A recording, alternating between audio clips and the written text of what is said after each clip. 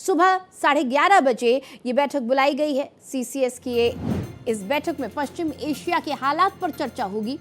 Iran America युद्ध के बाद ये तीसरी बैठक है।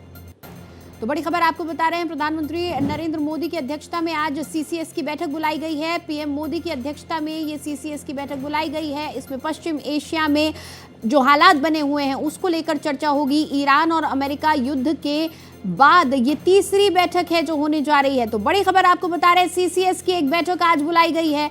11:30 बजे ये बैठक बुलाई गई है। प्रधानमंत्री नरेंद्र मोदी की अध्यक्षता में ये बैठक होगी और पश्चिम एशिया में जो हालात बने हुए हैं, जो स्थितियां बनी हुई हैं, उसको लेकर आज की इस बैठक में चर्चा होनी है।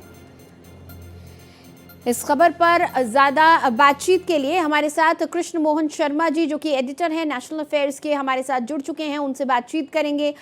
कृष्ण मोहन जी, जिस तरीके से पश्चिम एशिया में स्थितियां बनी हुई हैं, अब इशारा इस ओर है कि कुछ स्थिति सुधरने वाली है। शायद ये जो क्लैश चल रहा है ये रुक जाए। साथ ही साथ उधर रूस से तेल लेने की भी भारत को छूट मिल गई है। ऐसे समय पर ये तीसरी सीसीएस की बैठक क्या मायने है? सीसीएस की बैठक आमतौर पे तब की जाती है जब पूरे विश्व में क्या ग्लोबली अनसर्टेनिटी है, क्या अनरेस्ट है, उसमें की जाती है कि उसमें भारत की क्या भूमिका हो सकती है। और सबसे पहली बात कि जब एक तरीके से ड्रोन सब जगह जब घूम रहे हैं और मिसाइल दागी जा रही हैं, तो उसमें सीसीएस की बैठक इसलिए भी की जाती है कि अपने बॉर्डर्स को हम चौकन्ना करके रखें, वहां पे हमारी तैनाती रहे। और साथ साथ सीसीएस में जो कैबिनेट कमेटी ऑन सिक्योरिटी है, उसमें ये चर्चा होती है कि जो ईरान और इराक के बीच जो चल रहा है, जो हमारे लोग वहां पे फंसे हुए हैं, हमें क्या स्ट्रेटजी अपनानी है, हमें क्या पोस्चरिंग रखनी है ईरान के प्रति, क्या पोस्चरिंग रखनी है इजराइल के प्रति, जो हमारा अभी न्यूट्रल है। दोनों के साथ हम मिलके चल रहे हैं, ईरान की भी बात सुन रहे हैं और हम इजराइल की भी बात सुन रहे हैं, और हम कह रहे हैं कि we are peace loving people. तो हमने ये भी कहा है कि हम चाहेंगे कि इसका समाधान बातचीत के जरिए हो। तो ऐसे में ये इसलिए इम्पोर्टेंट हो जाता है क्योंकि पूरा विश्व जो है अभी ईरान और इजराइल की तरफ लगा हुआ है, लेकिन जो हमारे दो पड़ोसी मुल्क के लोग हैं, चीन और पाकिस्तान, उधर काफी हद तक आप मान कर लीजिए बांग्लादेश, हालांकि बांग्लादेश की स्थिति थोड़ी सी सुधर गई है, लेकिन कौन हमारे ऊपर किस तरीके से नुकसान करने की कोशिश करेगा, उसकी भी समीक्षा होती है।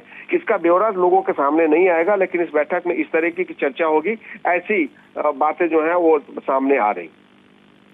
बिल्कुल, जो हालात फिलहाल बने हुए हैं उसमें भारत हालांकि अपना एक स्ट्रेट बनाया हुआ है, अपना एक स्टैंड लिया हुआ है। हर बार भारत हर युद्ध में यही कहता है कि हम किसी जंग का हिस्सा नहीं बनेंगे और दोनों ही देशों को कूटनीति के जरिए मसले को हल करने की बात कहता है। लेकिन इस बार जो स्थितियां हैं उसमें कहीं ना कहीं पाकिस्तान बहुत अहम रोल अदा करता हुआ दिख रहा है। और ख़ास तौर पर हमने देखा कि खुद डोनाल्ड ट्रंप ने भी अपने बयानों में पाकिस्तान की तारीफ की है, पाकिस्तान के प्रधानमंत्री की तारीफ की है। देखिए, पाकिस्तान के प्रधानमंत्री की तारीफ करें या किसी की तारीफ करें, पाकिस्तान हमारे लिए रिलायबल एलाइज नहीं है। बिल्कुल। लेकिन जब हमारे और पाकिस्तान के बीच ऑपरेशन सिंदूर में कुछ एक्शंस हुए थे, तो उसमें एक तरीके से शांतिपूर्ण तरीके से वहां पे ईरान जो है वो मदद कर रहा था, पाकिस्तान की मदद कर रहा था। हाँ। इजराइल हमारे साथ था। हाँ। लेकिन बाद में ईरान ने अपने आप को विड्रॉ कर लिया, कहा कि हम पाकिस्तान के साथ नहीं और टेररिज्म का हम विरोध करते हैं। तो ऐसे में पाकिस्तान क्या करेगा? सबसे पहली बात की एक वार्ता जो हुई वो वार्ता विफल हो गई। दूसरी वार्ता जाके होने की बात की जा रही है तेहरान में, वो सफल होगी इसकी भी संभावना कम है। मैंने पहले भी अपने चैनल पे कहा था और दर्शकों से कहा था, जो मैं कह रहा हूँ ये इंटरनेशनल इनपुट के आधार पे कह रहा हूँ कि जब तक विश्व का कोई बड़ा नेता जैसे पुतिन है, नरेंद्र मोदी है या जिनपिंग है या जापान के लोग हैं या फ्रांस के लोग हैं, उनके राष्ट्राध्यक्ष बीच में नहीं आते हैं जो एक भरोसा दिला सकें। भरोसा सिर्फ पैसे का नहीं होता, भरोसा एक विश्वास का होता है कि हम ईरान को समझाएंगे कि ऐसा न करे, हम इजराइल को कहेंगे कि ऐसा न करे। तब तक इस समस्या का हल नहीं निकलेगा, क्योंकि अमेरिका पार्टी है और अमेरिका जब पार्टी है तो उसकी बात कोई सुनने को तैयार नहीं है। इजराइल उनकी बात सुन रहा है लेकिन ईरान उनकी बात नहीं सुन रहा, पूरा विश्व नहीं सुन रहा है। फ्रांस ने मना कर दिया, जर्मनी ने मना कर दिया, यूके ने मना कर दिया, अकेले है अमेरिका पड़ा हुआ।